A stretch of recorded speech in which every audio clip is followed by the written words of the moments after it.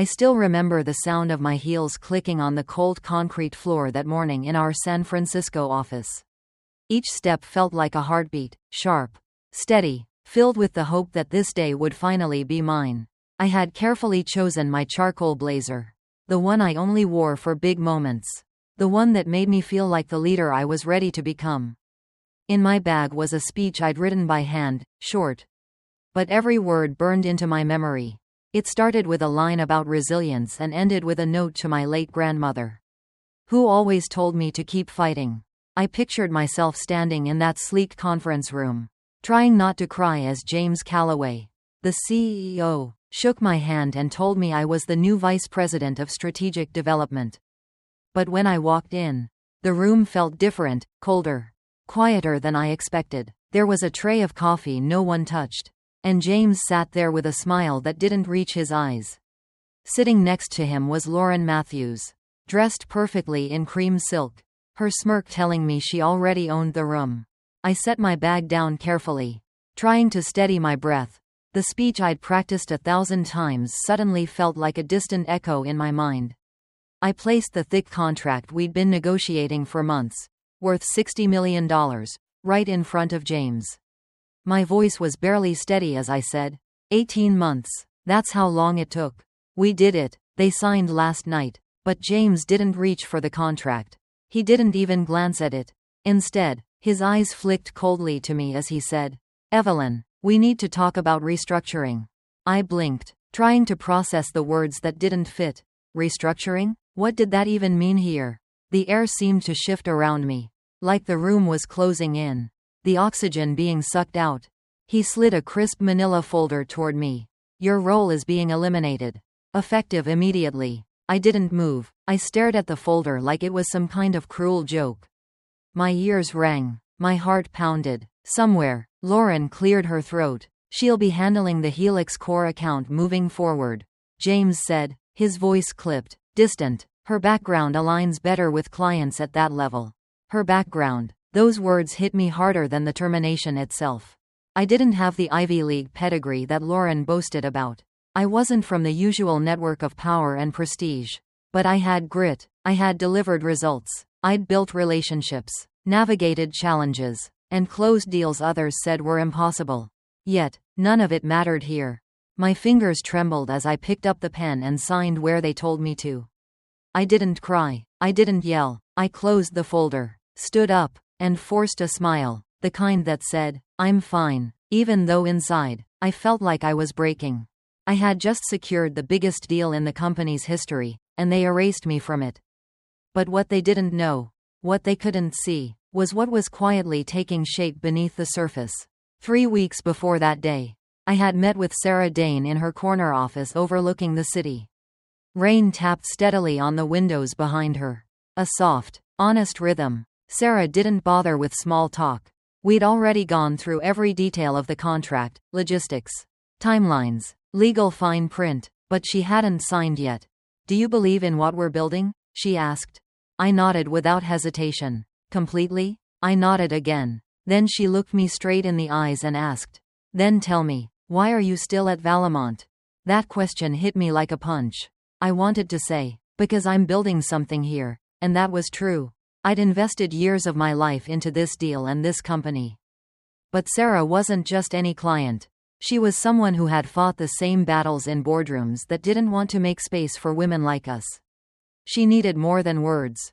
She leaned back, folded her hands, and said something I'll never forget. "I trust you, Evelyn, not your company." Silence stretched between us, not uncomfortable, but heavy with meaning. "I've seen too many deals fall apart after the ink dries," she continued. "Too many senior advisors disappear once the contract is signed. You brought this deal from concept to execution. I want you to finish it." I met her gaze and gave her my word. "I will personally oversee this project." She extended her hand, and we shook on it. No lawyers, no formal documents, just two professionals sealing a pact based on trust and conviction. That handshake wasn't just a promise. It was a lifeline. Back in my apartment the night after I was fired, I sat in the dark, the city lights flickering faintly through the rain-soaked window. My phone buzzed constantly with messages from colleagues and friends. But I ignored them. I thought about Sarah's words. The weight of her trust. That quiet voice inside me whispered, "This is your card. Hold on to it." Valemont thought they had locked down the deal, the client, and the celebration, but they didn't realize the deal wasn't with them, it was with me. And I wasn't with them anymore. The launch was scheduled for Monday.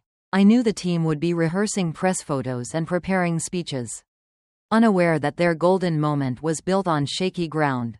And Sarah? They hadn't told her. Of course not. They assumed she would accept the new arrangement, the shiny replacement with a pedigree and polish they thought she wanted. But Sarah had made a choice. She trusted me, not their politics. I was still holding onto that when I overheard James and Lauren in his office a few days before my last day. "Are you confident she's ready to handle Helix Core?"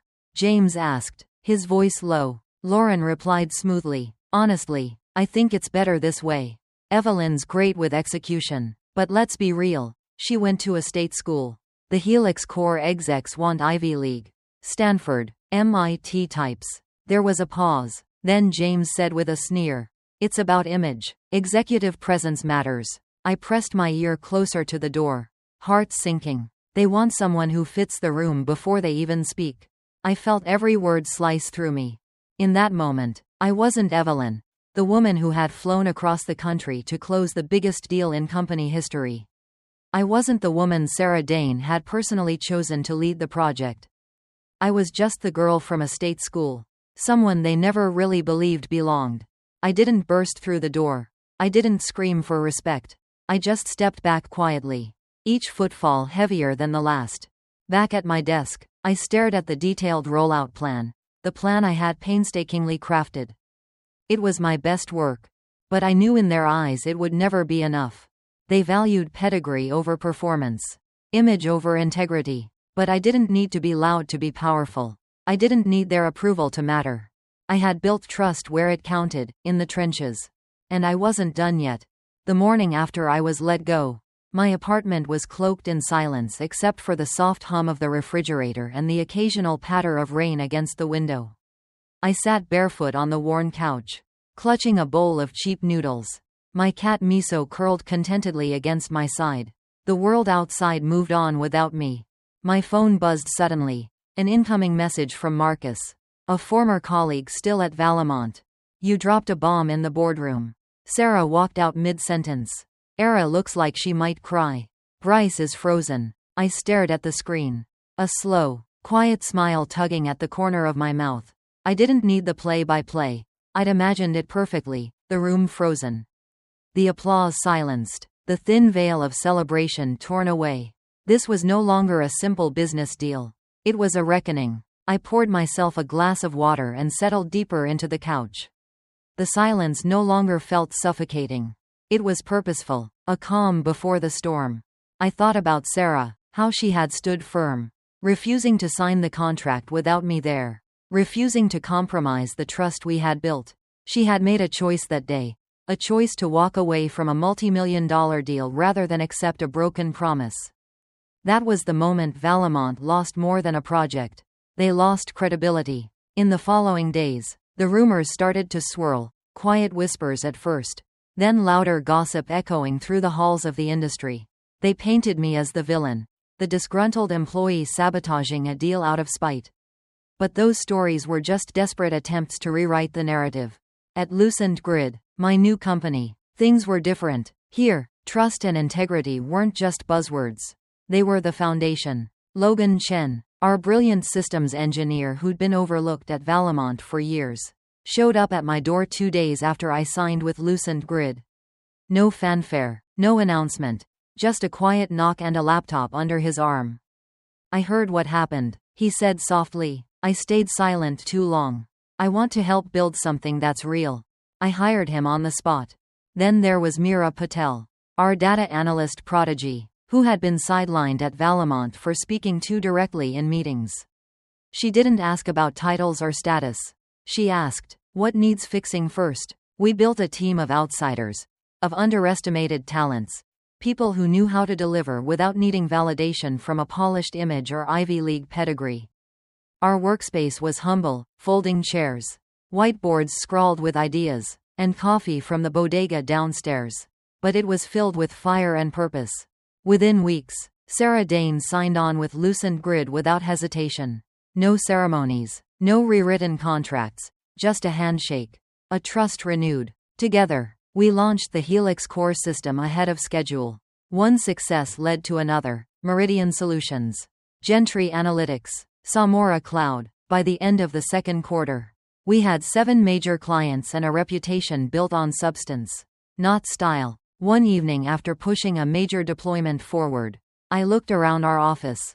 Mira was curled up on a beanbag, coding with one hand and eating with the other. Logan was sketching architecture diagrams across 2 whiteboards, talking acronyms to himself. The interns laughed as they stocked the fridge. I felt something I hadn't felt in years: peace. Not rest, but alignment. When what you do, who you are, and who you work with finally match. Blake, Lucent Grid's founder, stopped by with 2 cups of chai.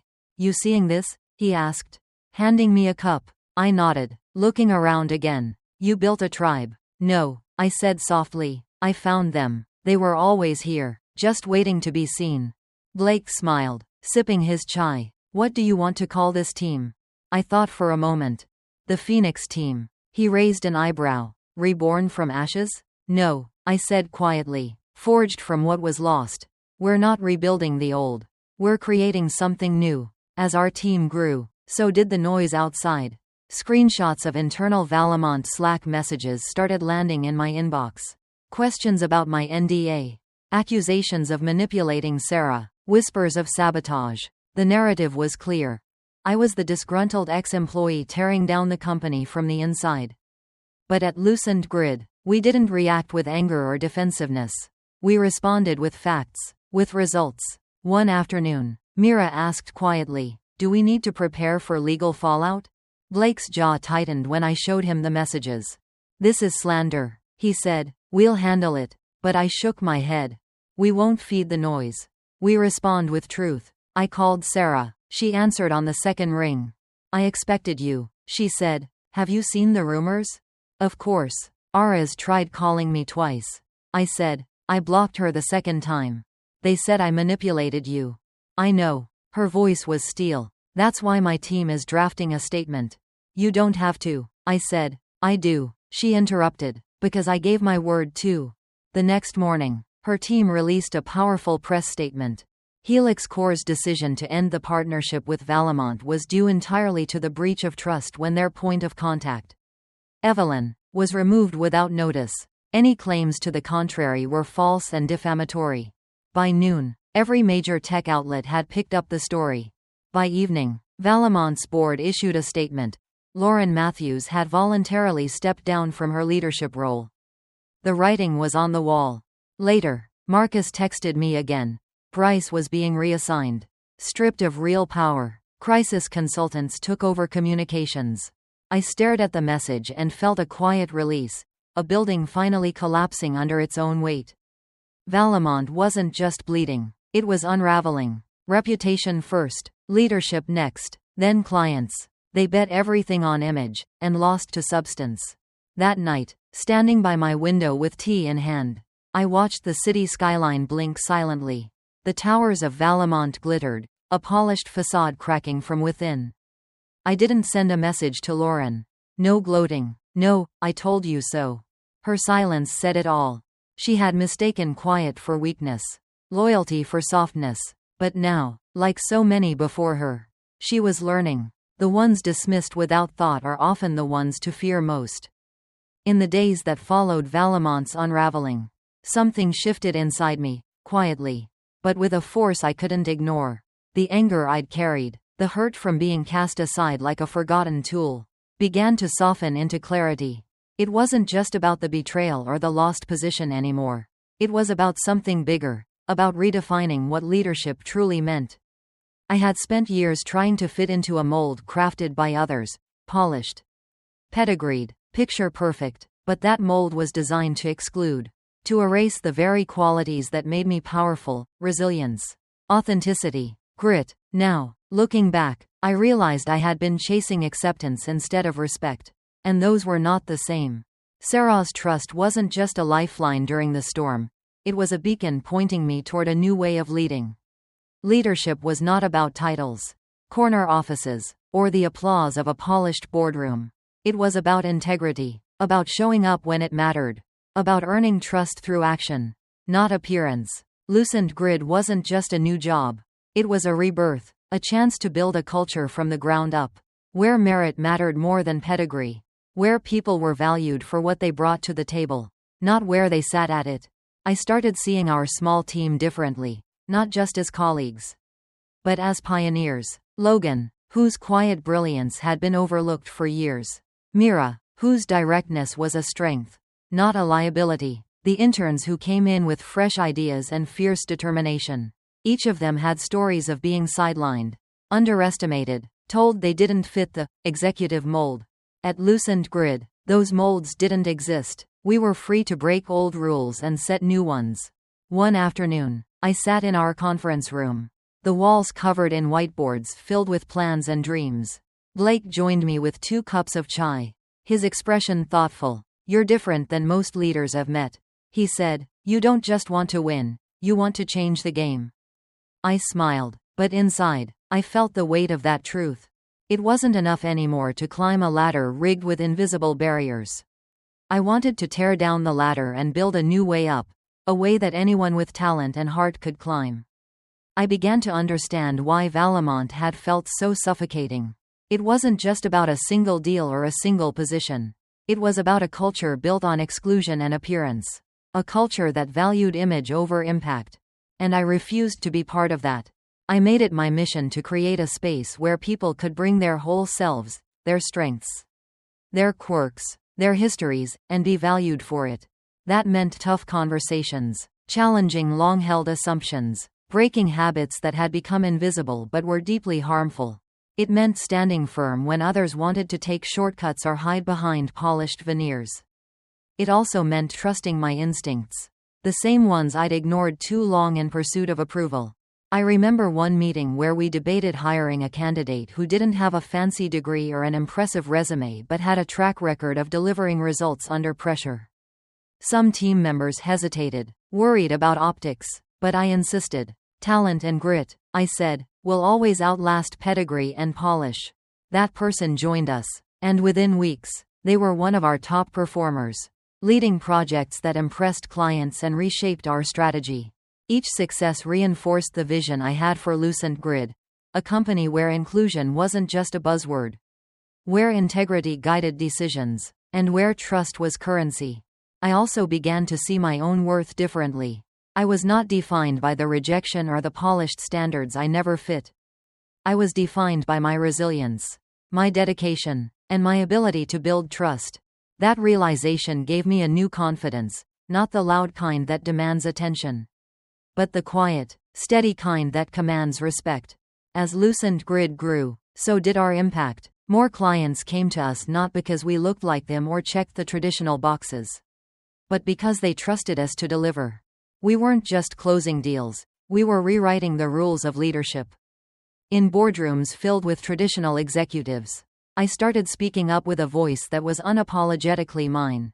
I shared stories of overlooked talent and the power of authenticity. I challenged old notions of executive presence and demanded that impact be measured by results, not appearance. The transformation wasn't always easy. There were days when doubts crept in, moments when the weight of past rejection threatened to pull me back. But each time, I reminded myself of the promise I made to Sarah, to my team, and to myself, that I would lead with integrity and authenticity, no matter the cost. I realized leadership wasn't about fitting into a box others made. It was about breaking the box open and inviting others to do the same. That shift in perspective became my greatest strength. It gave me the courage to say no to compromises that didn't align with our values. It gave me the clarity to build a team that wasn't perfect on paper but unstoppable in action. And it gave me the freedom to be myself, flaws, strength, and all. Looking back, I see that losing my role at Valemont was not the end, but the beginning of something greater. It was the catalyst that forced me to stop trying to prove myself to those who never wanted to see me and instead prove myself to those who mattered. To the clients who trusted me. To the team who believed in me. To the woman in the mirror who refused to be defined by others' expectations. That change in perspective didn't just reshape my career, it reshaped my life. And it was only the beginning. After months of rebuilding from the ashes, the invitation came unexpectedly. An email marked, Keynote Speaker. Future Tech Summit 2025. My heart skipped as I reread it. The summit where industry giants shared stories of innovation, billion-dollar exits, and global expansion. For years, I had watched from the back rows, a silent observer among the sea of polished executives. Now, I was on the program. My topic: redefining value, a new era of leadership. The weight of those words settled on me. This was more than a speech. It was a chance to share what I'd learned the hard way, the truth about leadership beyond pedigree and polish. I spent weeks crafting my message, rewriting and refining. I wanted to be clear, not bitter, fierce, but not angry. This wasn't about revenge. It was about recognition. Recognition for the overlooked, the underestimated, the authentic. On the morning of the event, the ballroom buzzed with anticipation. Rows of seats filled with the familiar faces I'd once envied, the executives who had judged me. The gatekeepers of the old guard. I took a deep breath, stepped onto the stage, and let the silence settle. I began with a story. The story of a woman who was told she lacked executive presence. Who was overlooked because she didn't fit a certain image. That woman was me. I shared how that rejection had cost a company $60 million. A murmur rippled through the audience. But this wasn't a story about loss. It was about what we built next. I spoke of loosened grid. Of the team we forged from overlooked talent and unrecognized brilliance. How we chose performance over polish. Integrity over politics. How trust, not titles, became the foundation of our success. I told them about Logan Chen, the systems engineer dismissed for being too quiet. About Meera Patel, the analyst who was too direct. About the interns who had become architects and the outsiders who became innovators. We didn't rebuild a broken culture, I said. We refused to inherit it. The room was silent, eyes fixed, phones tucked away. When we talk about innovation, I said, it's often about technology, but the real innovation, the one we've been avoiding, is how we value people. A beat. It's time we stop asking who looks the part and start asking who shows up when it matters. The final line came quietly but firmly. Because real leadership isn't granted by titles.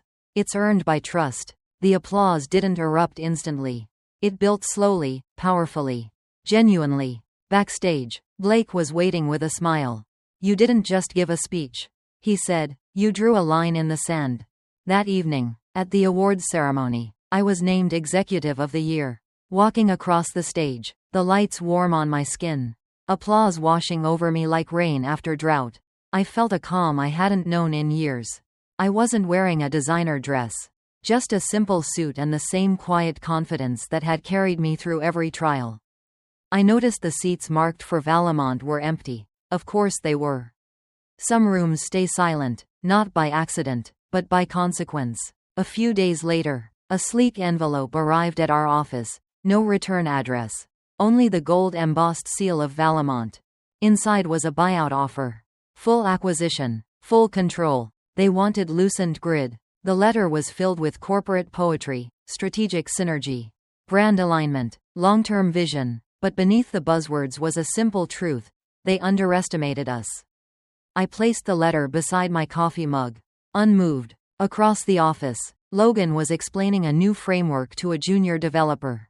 Meera was leading a lively team meeting, none of whom had Ivy League credentials.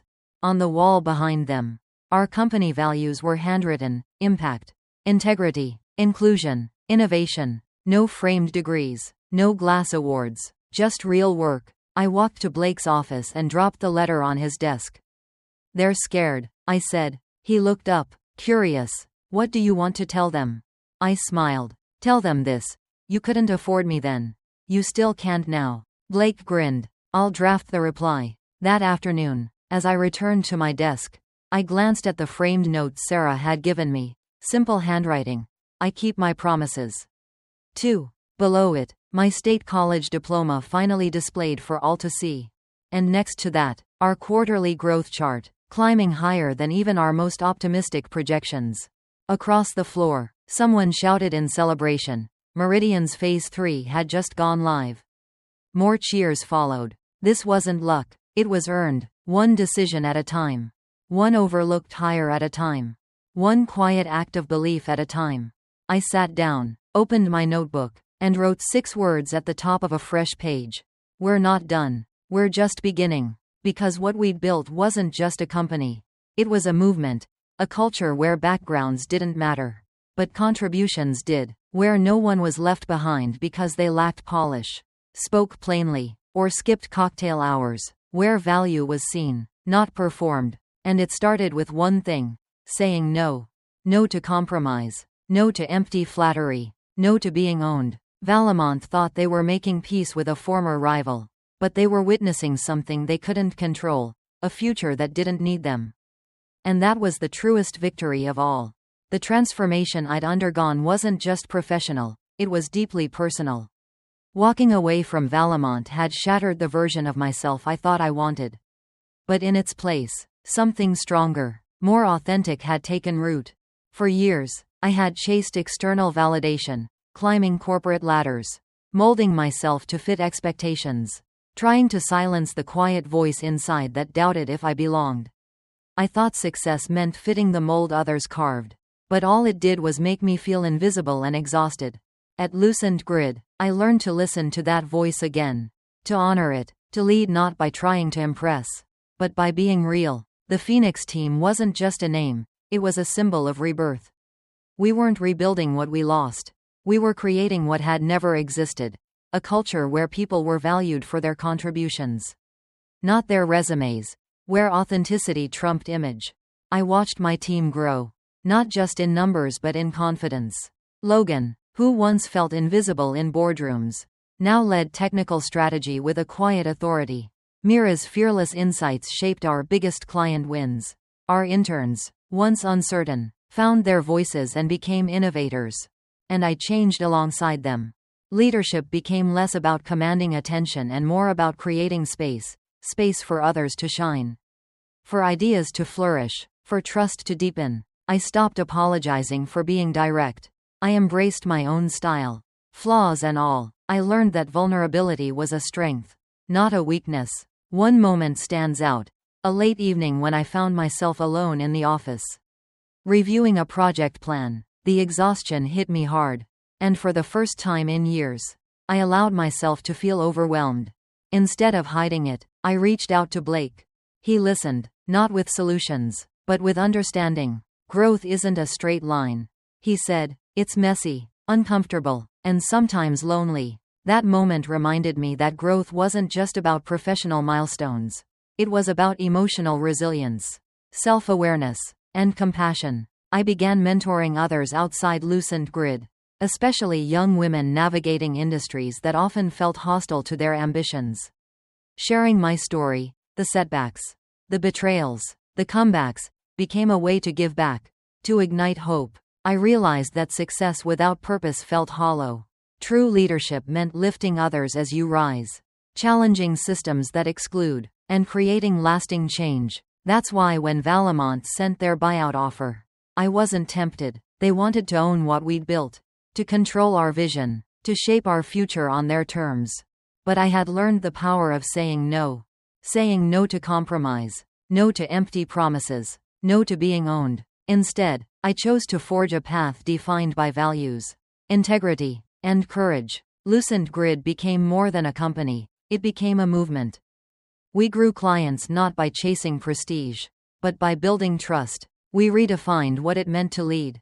I began speaking at conferences, sharing lessons on authentic leadership, the value of inclusion, and the strength in vulnerability. Each talk, each conversation, was a reminder that we were shifting culture, one story at a time. The road wasn't without challenges. There were moments when old doubts crept in, times I questioned if I was enough, if the battles were worth it.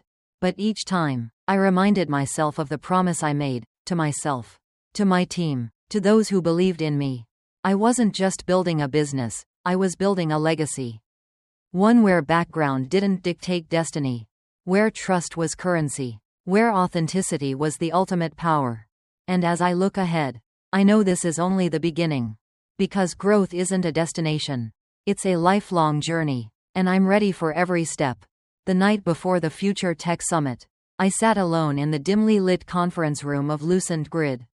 Laptop open, speech half written. The city lights outside flickered. Distant and indifferent, I felt the weight of the moment pressing down, a mix of excitement, anxiety, and an unshakable sense of purpose. I had faced down doubt, rejection, and betrayal. I had walked away from a company that didn't see my worth, only to build something greater from the ground up. But now, standing on the edge of the biggest stage I'd ever faced, I realized this was more than just a career milestone. It was a declaration that true leadership wasn't about where you came from, what school you attended, or how polished your image was. It was about resilience, integrity, and trust. The next morning, as I stepped onto the stage, the spotlight felt both blinding and liberating. Faces blurred as I looked out, but I saw something familiar: curiosity, skepticism, hope. I began my speech not with grandiosity, but with honesty. I was once told I lacked executive presence. I said that I didn't have the pedigree to lead major accounts, that clients wouldn't trust me because I didn't fit their image of leadership. There was a pause as the room absorbed the admission. But that rejection cost a company $60 million. A ripple of murmurs swept through the crowd. But this isn't a story about loss, I continued. It's about what we built next. I told them about Lucent Grid, the team we formed from overlooked talent and underestimated brilliance. How we prioritized performance over polish, integrity over politics. How trust, not titles, became the foundation of our success. I spoke of Logan Chen, the systems engineer once dismissed for his quiet nature, and Meera Patel, whose directness was once seen as a liability but became our greatest asset. Our interns became architects, and outsiders became innovators. I said. The room was silent, captivated. When we talk about innovation, it's often about technology, but the real innovation, the one we've been avoiding, is how we value people. I paused, letting the words settle. It's time we stop asking who looks the part and start asking who shows up when it matters. The final line came quietly but firmly. Because real leadership isn't granted by titles. It's earned by trust. The applause that followed wasn't just polite, it was powerful, genuine, and slowly building like a rising tide. Backstage, Blake caught my eye with a proud smile. You didn't just give a speech, he said, you drew a line in the sand. That night, as the crowd filtered out and the summit closed, I felt a profound sense of accomplishment, not because I had won an award or landed a headline, but because I had spoken my truth. I had ignited a conversation about leadership, inclusion, and authenticity that I hoped would ripple beyond that room. In the weeks that followed, messages poured in, from young professionals, seasoned executives, and even former skeptics. Many shared their own stories of exclusion, doubt, and resilience. Some thanked me for giving voice to experiences they'd long felt silenced. Lucent Grid's growth accelerated. Clients chose us not because of pedigree but because of our values and results. We won contracts once thought impossible. We weren't just competing, we were reshaping the industry. Valamont's presence faded in the background like a shadow losing its grip. Their buyout offer was politely declined. We were no longer interested in fitting into their outdated mold. Instead, we chose to lead on our terms. One afternoon, I received a call from a young woman named Maya. She was fresh out of college, bright-eyed, and nervous about stepping into the corporate world.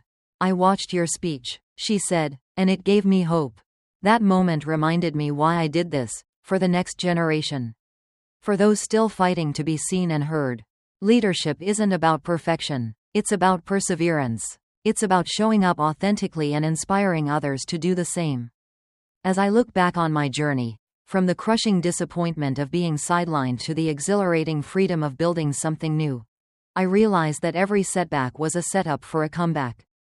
Every closed door led me to a path I might never have taken otherwise. And the truth I want to leave with you is this. Your worth is not defined by the approval of others. Your voice deserves to be heard, not because it fits the mold, but because it's real. When you lead with integrity, courage, and trust, you don't just change your own story, you change the game. The room erupted in applause once more as I stepped back from the podium. I wasn't just Evelyn the executive. I was Evelyn the trailblazer. The woman who refused to be defined by others' limitations. The leader who built a tribe, a movement, and a legacy. And this was only the beginning. The hardest moments in life often teach us the most valuable lessons. I learned that true leadership isn't about fitting into someone else's expectations or checking boxes on a resume. It's about showing up authentically, earning trust through your actions, and standing firm in your values, even when the world tells you otherwise. I realized that rejection isn't a reflection of your worth but often a redirection towards something greater. When people try to define you by your background, your appearance, or your pedigree, they're missing the bigger picture, your grit, your integrity, and your ability to persevere. The most powerful currency in any relationship, business or personal, is trust. It can't be bought or faked. It has to be earned every single day. If you're facing doubt, exclusion, or setbacks, remember this. Your value goes beyond what others see on the surface. Focus on building genuine relationships based on trust and integrity. Show up fully, flaws, strengths, and all, and lead with authenticity. Find your tribe, people who believe in your vision and your worth. Don't be afraid to say no to environments that try to box you in or diminish your potential. Lastly, use every setback as fuel for growth. When doors close, look for windows. When voices try to silence you, let your actions speak louder. Success isn't about fitting in, it's about standing out by being true to yourself. Thank you for choosing to listen to this story among thousands of stories out there. Like and subscribe to continue listening to the latest stories.